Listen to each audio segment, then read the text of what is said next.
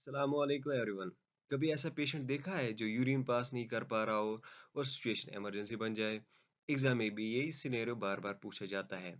Patient with urinary retention, what is your nursing intervention. और यहाँ एक छोटी सी मिस्टेक डायरेक्ट कॉम्प्लिकेशन बन सकती है। तो आज हम बात करने वाले हैं एक लाइफ सेविंग नर्सिंग प्रोसीजर के बारे में, यूरिनरी कैथेटराइजेशन। मैं हूँ साहिल और आप देख रहे हो नर्सिंग मास्टर विद साहिल, जहाँ हम डिफिकल्ट टॉपिक्स को सिंपल और एग्जाम फोकस्ड बनाते हैं।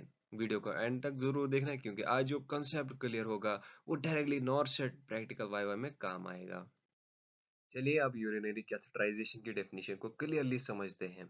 यूरिनरी कैथेटराइजेशन एक क्लिनिकल प्रोसीजर है जिसमें एक फ्लेक्सिबल ट्यूब यानी कैथेटर को यूरेथ्रा के थ्रू यूरिनरी ब्लैडर तक इंसर्ट किया जाता है ताकि यूरिन को इफेक्टिवली ड्रेन किया जा सके। अगर सिंपल तरीके से समझे, जब पेशेंट खुद से यूरिन पास नहीं कर पाता या प्रॉपर एम्प्टिंग नहीं हो रही होती, तब ये प्रोसीजर परफॉर्म किया जाता है।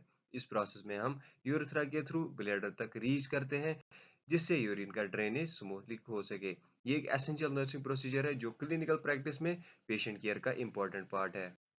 अब बात करते हैं यूरिनरी कैथेटराइजेशन का पर्पस क्या होता है। सबसे पहला और मेन रीजन ब्लैडर से यूरिन को ड्रेन करना जब पेशेंट खुद से पास नहीं कर पाता। दूसरा इंपॉर्टेंट यूज, यूरिन आउटपुट को एक्यूरेटली मेजर करना जो क्रिटिकली इल पेशेंट्स में काफी इंपॉर्टेंट होता है। तीसरा, यूरिनरी रिटेंशन या ब्लॉकेज को रिलीव करना जिससे पेशेंट को इमीडिएट रिलीफ मिलता है।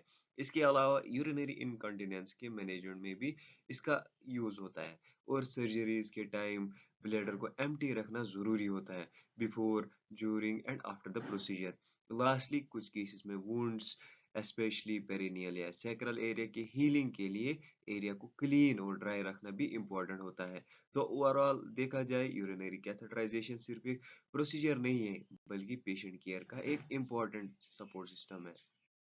अब आते हैं सबसे इम्पोर्टेंट पार्ट पर, टाइप्स ऑफ यूरिनरी कैथेटराइजेशन। यहाँ से कंसेप्ट क्लियर होना बहुत जरूरी है क्योंकि हर टाइप का यूज अलग सिचुएशन में होता है। सबसे पहला, इंटरमिटेंट कैथेटराइजेशन। इसमें कैथेटर को टेम्परेरी इंसर्ट किया जाता है और यूरिन ड्रेन होने के बाद रिमूव कर दिया जाता है। सेकंड की बात करेंगे, इंडवेलिंग कैथेटराइजेशन।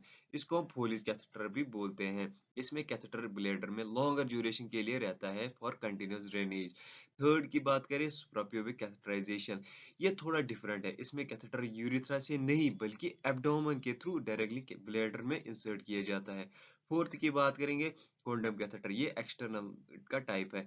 ये मेल पेशेंट्स के लिए यूज होता है। इसमें कैथेटर बॉडी के अंदर नहीं जाता, एक्सटर्नली यूरिन कलेक्ट करता है। तो सिंपल वे में समझो, कोई टेम्परेरी है, कोई लॉन्ग टर्म, कोई सर्जिकल रूट से और कोई एक्सटर्नल यूज के लिए।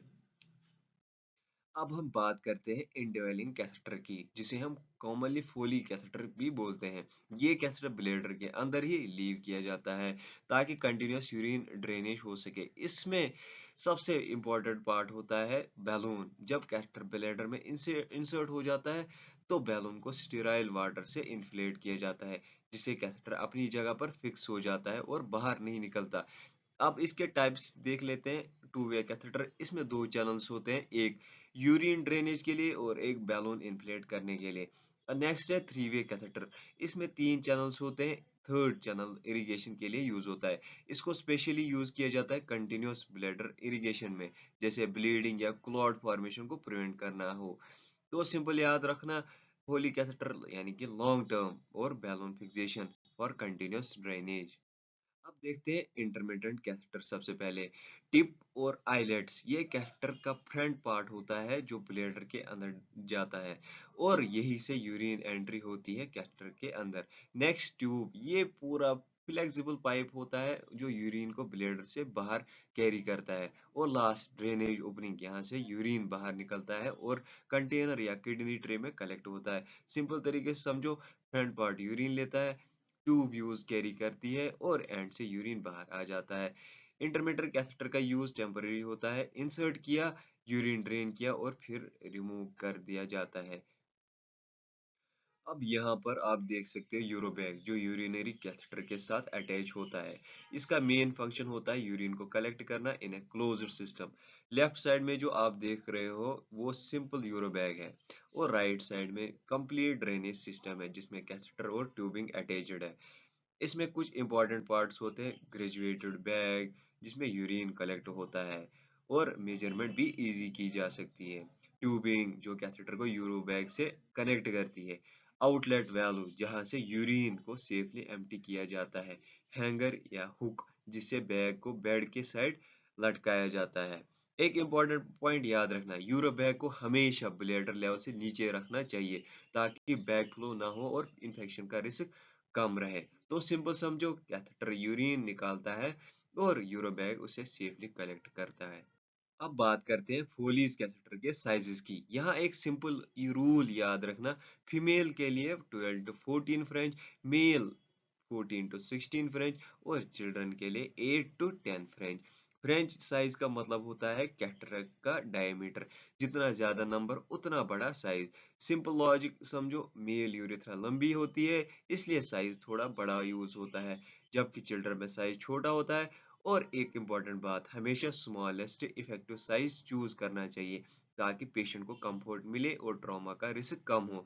तो शॉर्ट में याद रखना, फीमेल 12 टू 14, मेल 14 टू 16 और चिल्ड्रन 8 टू 10। बस इतना याद हो गया तो काम डन। अब एक बहुत इंपॉर्टेंट बात, फोलिज कैथेटर के बैलून को इन्फ्लेट करने के लिए हम क्या यूज करते हैं? उसका आंसर है स्टीराइल वाटर।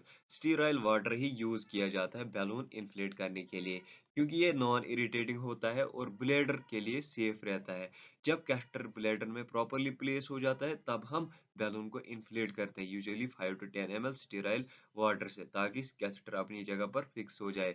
एक इंपॉर्टेंट बात याद रखना, नॉर्मल सलाइन यूज नहीं करना चाहिए क्योंकि सलाइन से क्रिस्टल्स फॉर्मेशन हो सकता है जो आगे चलकर ब्लॉकेज या बैलून डैमेज का रीजन बन सकता है। तो सिंपल याद रखो, बैलून इन्फ्लेशन के लिए स्टेराइल वाटर नॉट सलाइन।